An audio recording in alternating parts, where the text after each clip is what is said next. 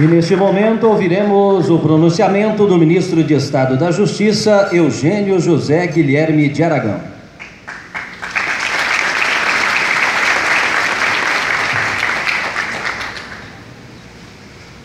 Dr. Wellington César Lima e Silva, ex-ministro de Estado da Justiça. Dr. Marivaldo Pereira, secretário executivo do Ministério da Justiça. Dr. Leandro Daiello Coimbra, diretor-geral da Polícia Federal.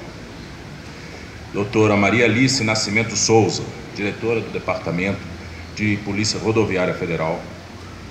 Dr. Marcelo Barros de Oliveira, chefe de gabinete da Secretaria Nacional de Segurança Pública. Andrei Augusto Passos Rodrigues, secretário da Secretaria Extraordinária de Segurança para Grandes Eventos. Meu querido Beto Vasconcelos, amigo e secretário nacional de Justiça. Marcelo Veiga, secretário da Reforma do Judiciário. Gabriel Sampaio, secretário de Assuntos Legislativos. Renato De Vito, diretor-geral do Departamento Penitenciário Nacional. Fabrício Lázaro, chefe de gabinete da Secretaria Nacional do Consumidor, representando aqui a doutora Juliana Pereira, secretária nacional do Consumidor. Rodrigo Oliveira de Faria, secretário executivo adjunto. Márcio Freitas, chefe de gabinete do ministro de Estado da Justiça. Doutora Maria Rosa Loula, secretária nacional de Políticas sobre Drogas, substituindo aqui o doutor, representando aqui o doutor Luiz Guilherme Mendes de Paiva, secretário nacional de Políticas sobre Drogas. Arthur Mendes, doutor Arthur Mendes, presidente substituto da Fundação Nacional do Índio, representando aqui o doutor João Pedro Gonçalves, presidente da FUNAI. Doutor José Ricardo Marques, diretor-geral do Arquivo Nacional. Doutor José Flávio Bianchi, consultor jurídico. Dr. Flávio Marques Prol, subsecretário de Planejamento e Orçamento de Administração, e Dr. Ricardo Andrade Sade, diretor do Departamento de Recuperação de Ativos e Cooperação Jurídica Internacional.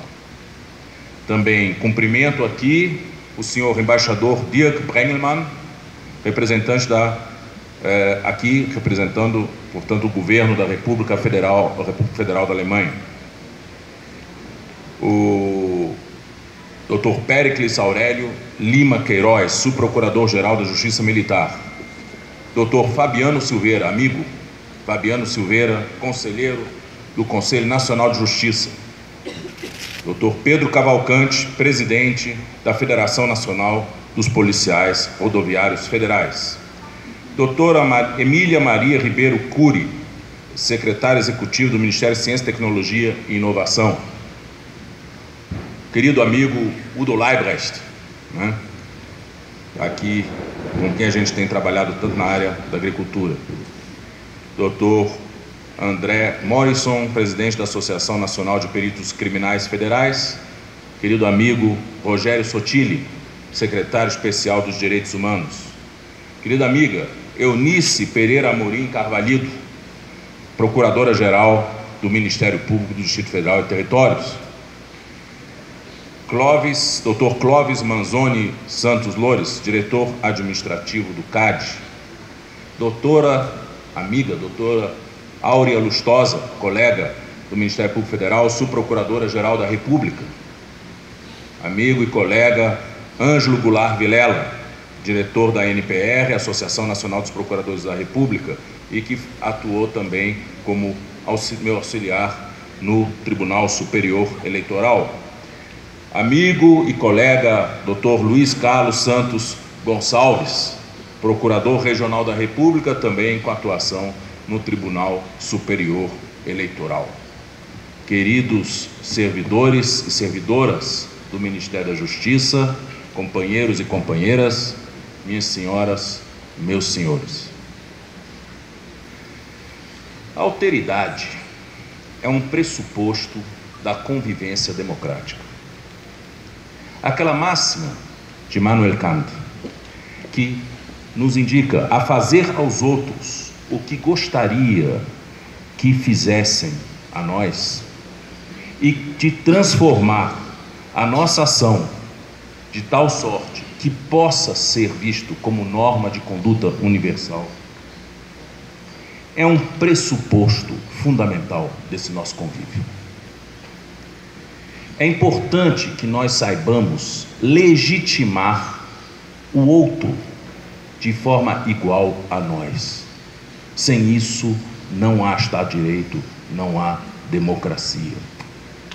É importante que na democracia nós cultivemos o discurso horizontal, de que todos nós somos semelhantes e com destinos parecidos. E corolário direto disso, a igualdade de todos perante a lei. Se essa legitimação é recusada, nós estamos a um passo do caos.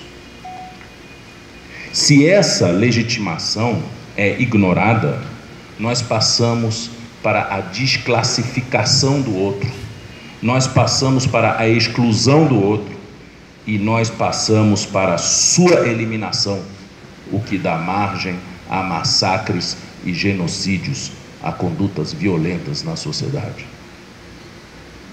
Esses são os caminhos para o totalitarismo. Nós conquistamos essa nossa ordem democrática com muita dificuldade, depois de anos de regime militar. E é uma flor delicada que devemos cuidar todo dia com muito carinho. As redes sociais hoje, infelizmente, são um grande empecilho à alteridade, porque não costumamos ver, através do diálogo eletrônico, o nosso semelhante. As pessoas se dão direitos e impulsos que não fariam se olhassem olho no olho para o seu semelhante. E essa cultura do impulso, essa cultura do descredenciamento do outro, é que está, infelizmente, hoje enterrando nossa democracia. Aqui nós vamos tentar reconstruir pontes. O mais importante para nós é recompor esse tecido esgarçado da alteridade. Nós vamos falar com todo mundo. As portas estarão abertas para todos os atores políticos deste país, para todos os atores que queiram realmente um país melhor, estejam eles do nosso lado ou estejam eles, por razões diversas, contra o governo que se elegeu. Agora, o pressuposto para qualquer diálogo é a horizontalidade, conversar de igual para igual, que todos nós queremos o melhor para este país. E não existe ninguém neste país com o monopólio da moralidade, com o monopólio da salvação da pátria.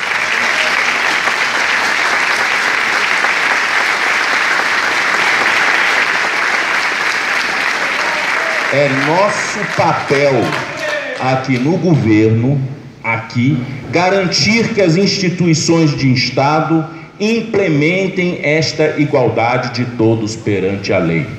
A lei é igual para todos. Não existe quem é mais ou menos qualificado para o uso das garantias fundamentais. E é importante aqui uma palavra especial em relação às corporações.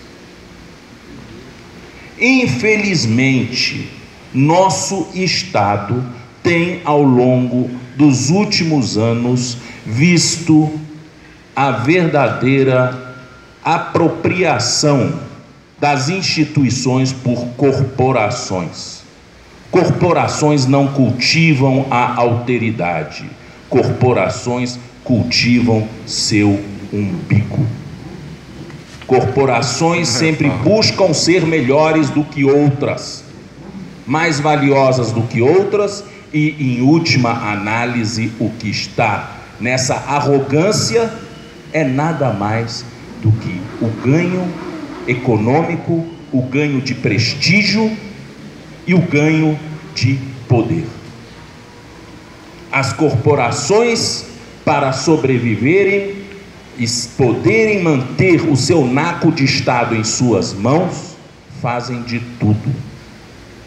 Representam um risco permanente à governabilidade. Não que elas não possam legitimamente representar os interesses setoriais dos agentes do Estado. Mas elas têm que aprender a viver na alteridade. Olhar para as outras instituições do Estado como igualmente legitimadas, igualmente importantes. Sem isso, essas corporações passam a ser um cancro dentro de nós. Desde que as corporações atuem com alteridade, nós as honraremos. As corporações que queiram, na base da cotovelada, descredenciar outros órgãos do Estado, essas não terão o nosso diálogo.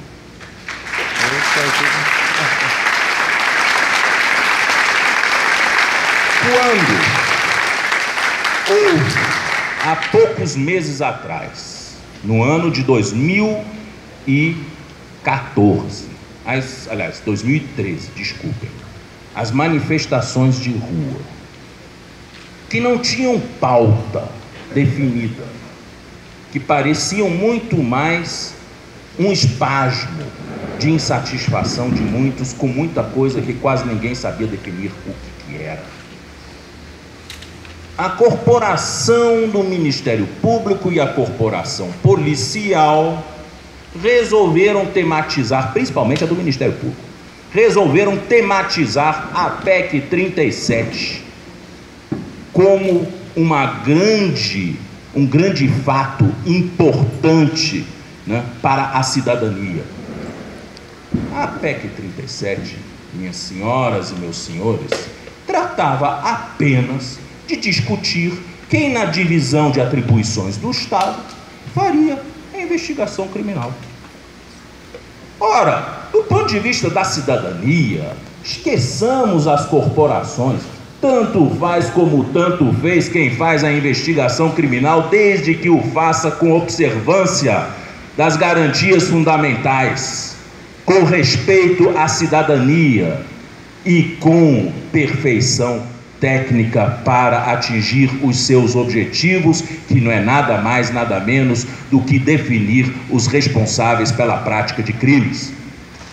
Não interessa à sociedade saber se é o Ministério Público ou se é a polícia que vai fazer isso. Essa é uma briga paroquial. E essa briga paroquial, para nós, não tem importância. A discussão a respeito da investigação policial é uma discussão da sociedade. É uma discussão que deve orientar os maiores órgãos do Estado e não as corporações. Deixemos isso daqui muito claro. Esse ministério é minha casa. Aqui estive há exatamente 30 anos atrás. Comecei praticamente minha carreira no serviço público, neste Ministério da Justiça, quando era ministro de Estado, o ministro Fernando Lira. Depois aqui estive como diretor-geral do Departamento Federal de Justiça, na época do saudoso senador Paulo Brossard. Daqui saí para ir à Universidade de Brasília com o chamado do meu querido amigo José Geraldo de Souza Júnior, que na época assumiu o cargo de chefe de gabinete do reitor da Universidade de Brasília, na época professor Cristóvão Buarque de Holanda. Ali trabalhei com o professor Cristóvão Buarque e dali, através de concurso público, passei para o Ministério Público Federal.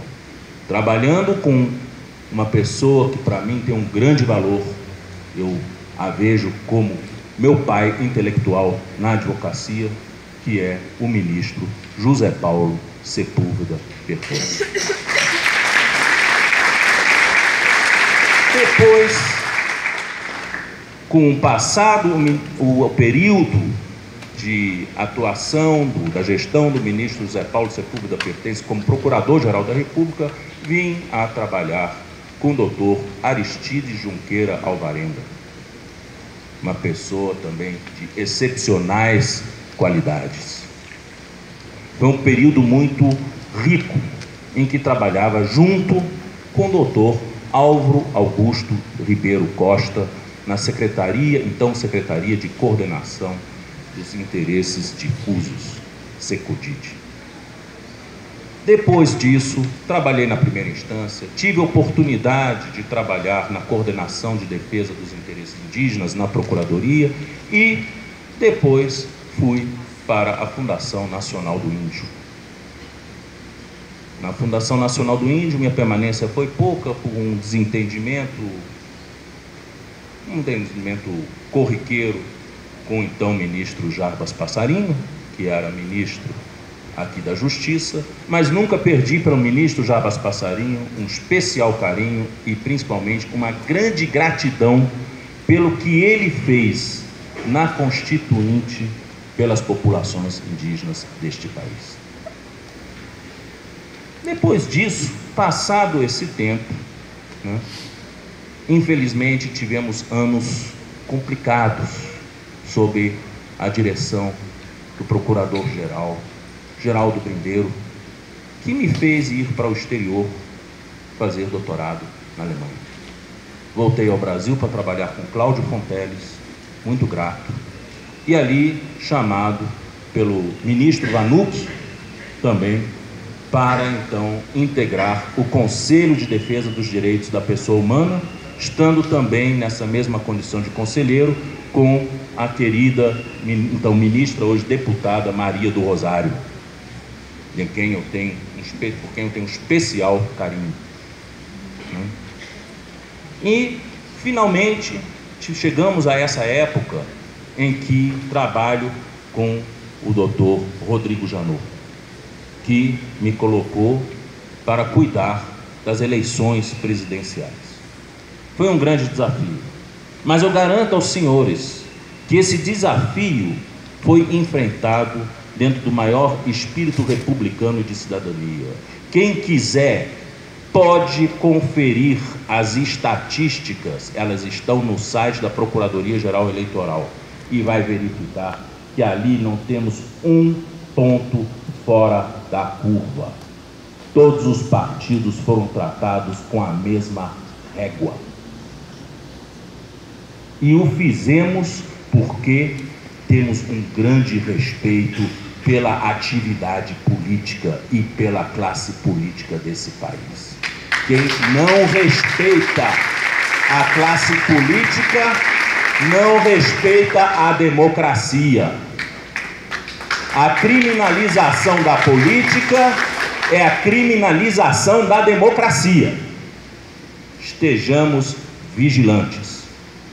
É muito importante isso para que nós não percamos aquelas nossas conquistas arduamente conquistadas desde 1985. Não aceitemos provocações daqueles que querem qualificar a classe política como um todo como criminosa. A classe política é a nossa imagem. Se ela tem defeitos, é porque nós temos defeitos também. Pensamos em alteridade mais uma vez. olhemos para eles e olhemos para nós no espelho antes de lançar a primeira pedra. Respeito a todos. Isso daqui, para mim, é um cânone fundamental da minha atuação na administração pública. Quero dizer aos senhores servidores dessa casa que aqui serei mais um servidor. E espero aprender com as senhoras e os senhores. Vocês irão me ensinar muito e quero esse diálogo permanente com os servidores. O que eu puder fazer para tornar o trabalho de vocês mais atrativo e mais confortável, vocês contem comigo dentro das minhas possibilidades. Por favor, digo a todos, me integrem nesta grande equipe. É o que eu estou pedindo a todos. Muito obrigado. Encerra-se assim esta solenidade e informamos que o ministro de Estado da Justiça, Eugênio Aragão, neste momento receberá os cumprimentos dos presidentes aqui mesmo.